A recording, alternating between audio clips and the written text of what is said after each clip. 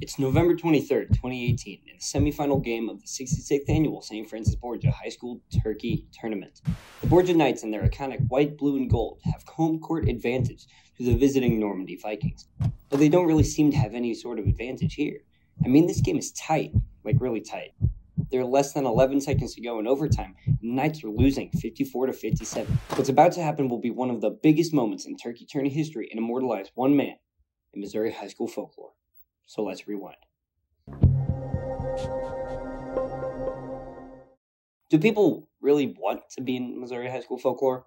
Probably not. But before we can get into the game, I need to give you some context. Every year in the week leading up to Thanksgiving, St. Francis Borgia Regional High School in the small town of Washington, Missouri, hosts a tournament affectionately called the Turkey Tourney. They invite a few schools from around the area, like crosstown rivals, the Washington Blue Jays, the Union Wildcats, etc., etc. But hold on, there's a new team in town. Say hello to the Normandy Vikings. This isn't the Vikings' first time at the tourney, but they're not a reoccurring figure, so no one really knows what to expect. Everyone is confused, especially me.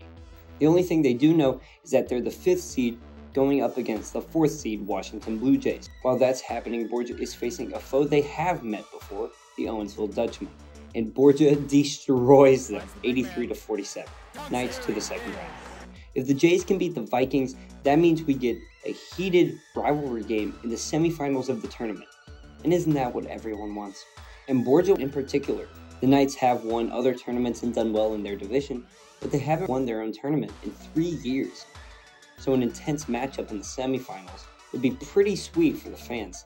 And let's see how the Blue Jays did. And oh my god, that was not supposed to happen. In a surprising upset, Normandy moves on to the second round after blowing out the Jays by 19. So I guess it'll be the Vikings going up against the Knights. No biggie though. Oh, but it's a biggie after all. A big biggie. After a good game of fast basketball, let's skip to the 4th quarter, where like we established earlier, this game is tight. But should it be? I mean, the Knights are the 1 seed going up against the 5 seed. Normally in this situation, the higher seeded team would be looking to close out an easy win, but that's not the case. Other than the Knights leading by 8 early in the 4th, they haven't really been too high. The Vikings brand of basketball is this small ball pace and space kind of play, and they're putting on a show. One person in particular who's performed well is this guy, Jamad Robinson. The freshman has put the team on his shoulders and led them through this tough, gritty game. He's been slashing to the rim all night, getting tons of foul calls, shooting 100% from the line on the night. But he could be doing a bit better. After this incredible move to put this team ahead by 2 late in the game, he flexed. Rightfully so, I mean, did you see that? But the refs didn't think it was as cool, calling a technical foul on the rookie, which let the Knights tie the game with 3:08 left in the 4th, essentially blowing the lead, which might have won them the game. Just because the Vikings blew a chance doesn't mean the Knights didn't blow any either. The Knights had the last possession of the game in the 4th, hoping to waste some time. After a bit of passing, they got it to their big man closer, Brendan Smith, who post up on the Normandy center. But hey, I don't mean to butt in here. But before we go on with the rest of this play, we need to know who this is. This is Joseph Washington. He didn't start the game, but he's finishing it. Why? Well, because starting center Omarion Henry was playing well, pestering Brendan Smith all night. But with Borgia guards driving to the lane constantly, Henry got into foul trouble early, eventually having to leave the game, sending in Washington. Now Washington, he isn't bad, but he's had some difficulty dealing with Smith. Shorter than the 6'7" Borgia Knight, he's been fouling him and giving him a lot of offensive boards, so the Vikings have had some trouble down low. But back to the game. So Smith posts up on Washington, does a smooth spin to finish at the rim, only to miss. Only to get his own rebound, and he goes up for the shot, and he gets fouled. A shooting foul has been called, and Smith is sent to the line. Not only is this a great moment for the Knights, it also prompted this incredible piece of commentary from Borgia student Grant Caldwell.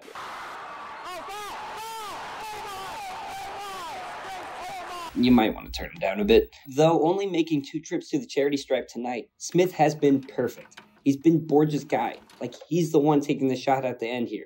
Brendan Smith is the one they want at the line. But before he can shoot, Normandy uses one of their timeouts to get in Smith's head. Kind of a waste, but okay. So he shoots the first one and he misses, but no matter. He goes back up to the line and Normandy uses another timeout to ice the big man. Like, does that really work? Because it seems like they're just wasting time, and I don't have a lot of time. But he shoots the second one, and oh my god, he missed. I guess the timeouts work. Borgia's best opportunity all night, squandered by their guy. That may come back to haunt them later. So now we go to overtime, and overtime is kind of rough. About this rough. Yikes. People are tired, and it shows. Only 16 points are scored in the 4 minutes of overtime. Like, no one put the ball in the hoop between the 2:50 and 50-second marks. That's like the whole objective of the sport. Most of the points came from turnovers and fast breaks, which turned into open threes or free throws. So OT is pretty tight. Normandy went down, scored a 3, Borgia came back, got fouled, Smith made a free throw, missed the second, but the Knights recovered. Moved the ball around until they dropped in this beautiful floater to tie it all at 54. But hey, who dropped in this beautiful floater? This guy. This is Trent Struber. And right now he's doing it all for the struggling Knights. That last basket got him up to 14 points for the game and is keeping himself in the MVP race after a stellar matchup with Owensville in the first round and another good one here. If the Knights are able to make it through this game, he will be looking for that most valuable trophy. With 16 left in overtime, down by 2, Max Myers weighs his options and he launches a deep 3 to put the Knights ahead, but it just rims out. Jamad Robinson picks up the ball and the Knights are forced to foul, with none other than Trent Struber sending him to the line. Robinson's been 100% all night from the stripe, and that continues as he hits his first shot, putting Normandy up 3 and basically sealing the win. This game has been tough.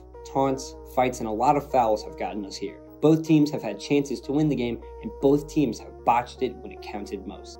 If Struber wants that MVP, he may have to wait until next year, and Robinson could be known as the hero on the day. Okay, now that we have the context, welcome to a moment in history. Let's see how the second one goes. No way, he misses it. Time out. The Knights have a chance here. The clock is starting. Time out. You got to call a timeout here. Trent Struber.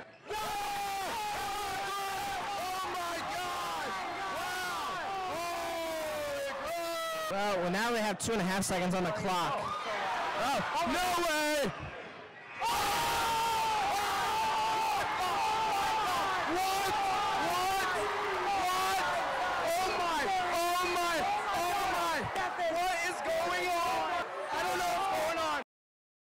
Hey everybody, thanks for watching.